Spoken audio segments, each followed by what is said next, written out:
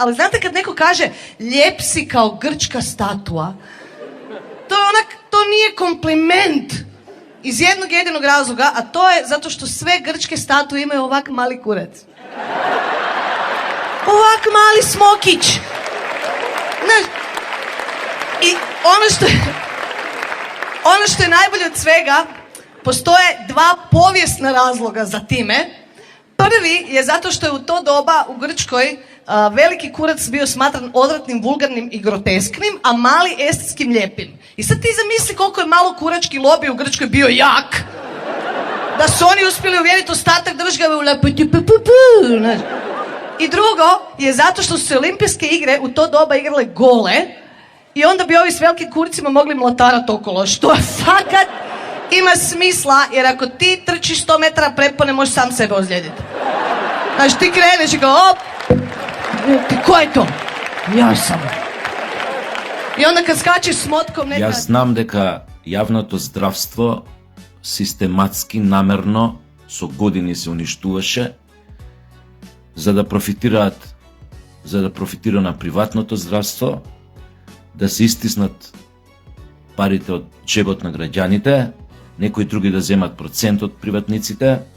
Тоа исто се случуваше и во фармацијата, фармацевската индустрија, производството и продажбата, дистрибуција на лекови, позитивни и негативни листи, курс се тресе, све смислено, со години, со децени, граѓаните да се држат како заложници и нивното здравје и што е најстрашно да се злоупотреби стравот од смртта кој секојш го осеќа и на основа на тој страв на смртта да се извлечат големи добивки, затоа што кој не е спремен да направи се за себе, за своето здравје или за здравјето на своите најблиски, кога е заебана ситуацијата, кога е нарушено здравјето, да плати не знам колку скапа операција и така натаму, или да плати не знам колку скапи лекови. Една моја пријателка го читавте нејзиниот пост деновиве, Лидија, бизнисменка од Скопје, го читавте нејзиниот пост за голготата што имала со нејзината мајка, кога била шетана буквално од болница во болница, од клиника до клиника, со погрешно мислење, со погрешни диагнози, додека на крај не колабирала мајката, па за да се утврди дека се работело за мозочен инфаркт или мозочен удар. Приказна која што се повторува во Македонија со децении. Често пати сме биле сведоци, сме гледале кај случаи, кај блиски, кај малце подалечни луѓе се жалеле. Ако е постар човек болен, се јавуваш на брза помош, прашуваат за неговата возраст, прашуваат за она, не реагираат, демек еве ви го дома, или ако е некоја критична ситуација, човекот хронично болен, има хроничен проблем, ќе дојде брза помош, ќе види. Значи, буквално ти даваа до знање дека ќе му стави реда ради некоја инекција, си заминуваа, демек еве ви го ставаме думре кај вас да не си презимаме одговорност. Ова се случувало, сите знаете, милион пати. И тоа стварно не можам да го сватам. Може човекот да има и 99 и 100 години и не знам колку да биде болен. Сте дале заклетва, вие у здравството, дека до последна секунда ќе се борите за животот на човекот. Колку само пати луѓе не можеле да добијат брза помош, за да стигне. Колку само пати ладно им било одговорено од другата страна, немаме коли. Колку само пати викнатата брза помош дошла после 1 саат, после саат и пол. Кај живееме ние? До кога луѓето ќе мора да се соочуваат со вакви работи? Каква е тоа каква е тоа ароганција, каква е таа незаинтересираност, таа летаргија? Гледаш загрижена ќерка, мислам на Лидија, дошла со мајка и ја носи, гледа дека нешто не е уред со женава. Каква е таа, како да ви кажам, таа брутална опуштеност? Не знам, не е за кај нас, не е за неврологија, идете, видете тама. Ода тамо, како доста нормално, не е за вама брзо носите на неврологија. Што е ова бе? Луд јебе збуњенок. Не дај Боже утре ќе се работи, ма за сечи живот бе. Ја пак кажав, не е битно дали има 25 пациентот загрозениот или има 95 години. Должност е на здравството, на лекарите да реагираат, да се мобилизираат, да се стават сите во функција на спасување на животот на загрозениот, на болниот, на пациентот. Толку ли е сложено некои работи, треба ли да се комплицираат понатак? Милион случаи. Не дај Боже, луѓе што ради сомнеш за негрижа починале, им се десила некоја компликација од кој што станале инвалиди, здравјето до крај на живот им е заради таа грешка или негрижа, им е загрозено или ќе мора да се соочуваат со последиците до крај на животот од таа лекарска грешка или негрижа. Колку пати луѓе реагирале жестоко, ќе стигне тоа до лекарска комора, нормално тама ги штитат лекарите и ова и она, у милион случаи. Гледате какви работи ни се случува. Немаше судска разврска или немаше соодветна судска разврска. Само нека ви текне на најголемиот скандал со лековите на онкологија. Условно беше казната таа една од обвинетите. Условно. И се врати на работа. И сакате вие после овие работи да не се дешава, не се случуваат. Не може бе. Дрвото е труло у корен. Тоа е све супер. Донел одлука министерот да се прошири списокот на позитивни лекови. What the fuck? Океј, браво, фала ти дечко, што го прошири. Фала ти искрено, не се заебавам. Ама what the fuck, зашо правиме муавет бе? Зашо правиме муавет? Цел живот плаќаме за здравствено осигурување. Од плата ни се зима, зашо? За после тоа пак да си принуден додиш у приватно? Оти у државно не можеш да чекаш, понекогаш од страв. Некој ти исплашил доктор со наодот со ова, ти вика итно прави, појма нема магнетна, итно прави ова, колоноскопија и 300 чуда. Не можеш на ред да стигнеш у јавно здравство бе. И луѓе шо прават? Јеби ga, принудени, под страв, под притисок, под пресија, иде приватно, ке фукне пари за преглед, за ова, за магнетни, за курсе тресе, за вакви работи. Зашо бе ние плаќаме без децении од плата ни вадат здравствено осигурување? Зашо правиме му, до кога бе со овие работи ќе се занимаваме? Позитивна листа, негативна листа. Ова можеш на рецепт, ова не можеш на рецепт. Да ни го бричите. Страшна работа.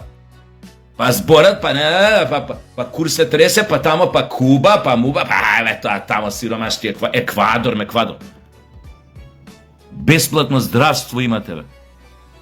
Имам пријатели што живеат и у Куба, и у Еквадор, и у Доминикана, и у пичке си материне. Бесплатно здравство имате. Еве го сега пријател мој, да не го именувам, цело Скопје го знае. Правевме муабет од Еквадор, е вратен на неколку месеци. Пошто у години човек јако е снажен, силен, но сепак идеш, вика, кеса лекој, купуваш, плаќаш како мастики, да не ги рекламирам у трафика што се 50 денара. Една кеса лекови, кој што 69-70 години има човек, иако е карпа. Ама јеби га, организмот, више системот закажува, треба ова, треба она, притисоци, митисоци. Кеса, вика, лекој, ко мастики од трафикана да си купи. Зашо правиме муавет ние? Да, окей. Браво, сте ја прошириле листата, позитивната листа. Абе, бесплатно треба да биде. Зашо кој мој ги направивте оние? За да лапа некој пари да става у джеп? И пак граѓаните да не се згрижени? И пак, не дај Боже, му се слоши на мајка, на татко, некому, не дај Боже, некој помлад човек се работи, кога се јавуваш на брза помош да ти се тресе ручето, дали уопште ќе ти го примат позивот, дали уопште ќе можеш да ги добиеш, па ако ги добиеш, дали уопште тој тамо што ќе се смилува у моментот да реагира, да прати брза помош и ќе ти рече онака најладно на свет. Извинете, кој за такси да нарачеш? Немаме кола, јавете се покасно. Зашо правиме бе ние муа бе? До кога бе со овие работи бе? Срамота бе. Кои сте вие што работите тамо бе по брзи помоши, по пичке си материне, по клиника, по ова, по она? Има ли некој што ќе ги еволуира овие работи и кој што еднаш за секогаш ќе тресне со руката на маса и ќе каже вака више не иде? Кој ја шетал мајката на Лидија од клиника до клиника? Кој одбил да одма да ја прифати да пружи помош на загрозениот, на болниот, на пациентот? Кој е тој? Кој се тие? Кој биле дежурни? Кој биле ова? Ојвам. Ај се потпиши тука дека сам даваш отказ од работа. Надвор. Ама надвор, одма, итно. Нема што тука муабет да се прави. Каква казна, какви скратувања од плата, какви не знам сега допрва тоа ќе се утврдува вина, па ќе се става тука у одбрана не знам кој, па не знам што, па тоа и на крај нешто така ќе така. 10% од плата, 6 месеци или не знам што ќе биде таму. Јеботе Бог. И ние ќе најдовме да збориме на сега, како било порано пред 40-50 години. Катастрофа, комунизам, социализам, ужас. Глава не си можел да дигна. Бесплатно здравство, бесплатно школство. Кое факинг денес бесплатно школство имаш? Од недела, како беше ова децава и помали кои ми беа у основно. Да собереме пари, многу е топло училната, децата не можат да купиме ролетни. Нема ролетни на прозорите. Па сонцето, која е мај месец, април месец, кој ќе пукне 30 степена, стварно е непријатно да седиш. Многу е жешко внатре, емо ова, у главата маа сонцето. Па не знам што, дневен престој, фалеле вилјушки ножеви, а и родителите да купат. Ај не знам што да се купи, ова да се купи. Кој бе бесплатно школство? Чија задача е тоа да набави да стаи ролетни на прозори на децава да не ги удира сонце у глава? Чија работа е тоа бе? На родителиве од дома, од буџет да извлекуваат пари? Или на општината или не знам на кој? Зашо кога правеле училиште во него не стајле појма нема? Ролетни да има. Или шо да е, завеси темни, појма нема.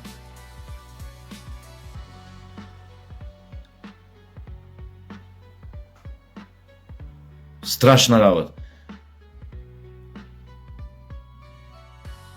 А познавајќи ја Лидија каква е, има да ги гони сега до смрт. Таа е као питбул, таа не пушта. Познавајќи ја каква е, сега ќе им ебе матер. И со неја нема да искочат на крај. Тие тамо што ја играле, што ја шетале од клиника на клиника. Ама поразително е она што се случува. Пред неја исто имаше случај. Пред Лидија исто таков. Абе, знаете сами, а шо ви кажувам, секој од вас имал такво негативно искуство, па до кога бе? Па милион случаи се тоа, да не зборам за најголемите скандали што се случува во здравството. Па до кога бе? Кого вработуете тамо бе? Има ли некоја етика, професионална, кодекс некој на однесување?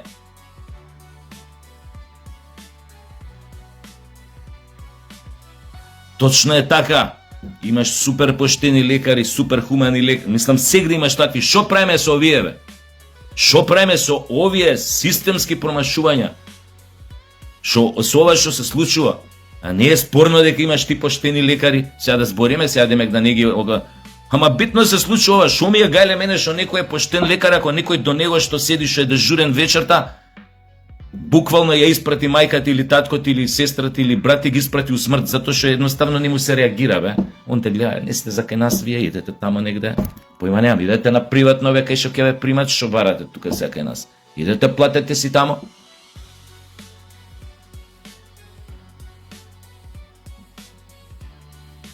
Термин, луѓе, нехумано е, бе. Абе, како човек да објасни, бе, што се дешава у тоа здравството тамо, бе? Абе, нехумано е. Не може човек што некој лекар му кажал некој наод, се сомнева во некоја страшна болест, треба да прави магнетна, треба да прави курсе тресе, прегледи, некој детални, специјалистички, ургентен, Не можеш да му кажеш, имате термин за 6 месеци. Абе, лудо е, човече, абсурдно е. Абе, до кога овие работи? Не знам, човек, како треба да ви објасним за некој да тресне со рука на маса и да испрати с пола таму здравство у затвор, бе, одма у затвор, одма отпуштај од работа. Абе, како може термин за такви некои ситуации, бе, да ти вика, да ти рече дојде за 6 месеци, бе?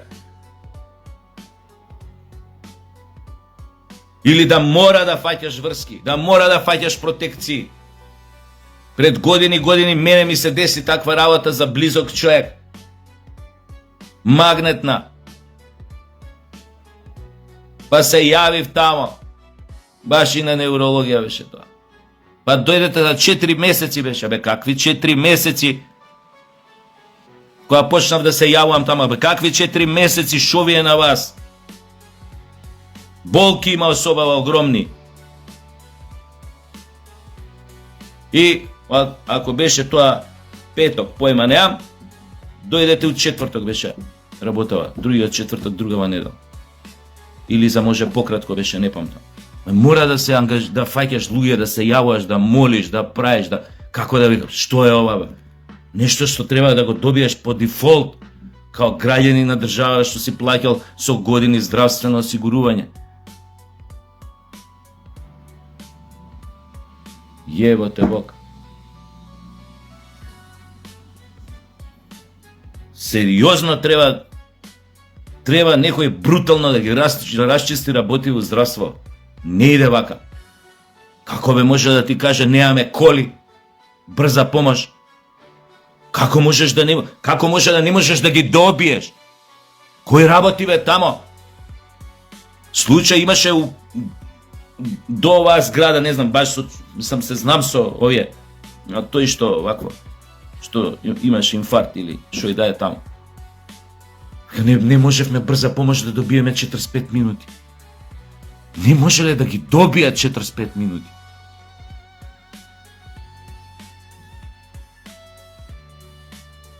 Шо треба да инсталираме? Направите било шо, не знам, паник тастери направите. Секој дома да има паник тастер. Кој ќе го стиснеш вака, одма да се јавуваат од таму.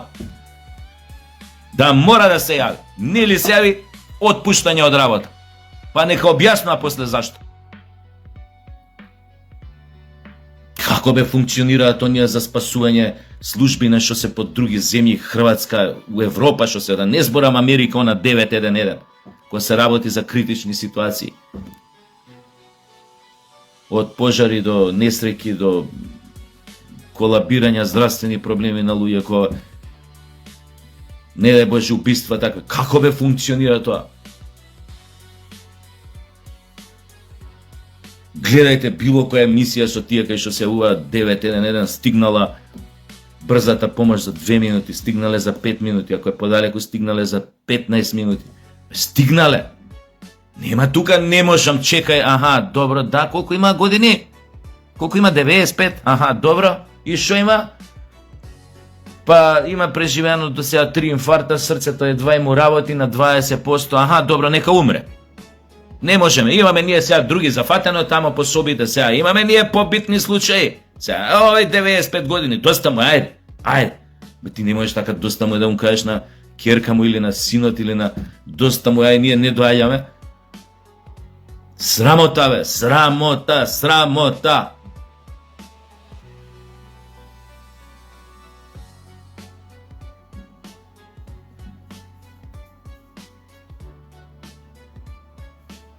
И решивме сите проблеми, поостана да се занимаваме со овој проблем се протега со децени. Сите знаеш, сите може да станете да бидеме жртви на тој здравствен систем, таков никаков, со такви луѓе внатре, кои што ги заболе онаа работа, а седнати тамо дежураат. Да не кажам нешто пострашно што се прави у дежурства тамо.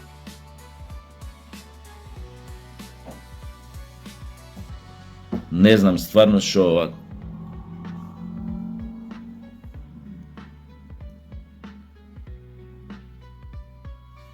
Ајде, мислам дека доста го тупев, ама стварно, значи, знам дека ова е ствар што некој со добра волја може вака да ја среди. Абе, вака да ја среди. Добра волја само треба. И малце упорност да се разбие тој корумпиран систем од внатре. Да се детектираат тие луѓе што не се однесуваат професионално. Да се исфрлат од работа, ама партиски биле манака. Абе, кој ве летате од работа? Најдете си некоја друга, не сте за здравство вие.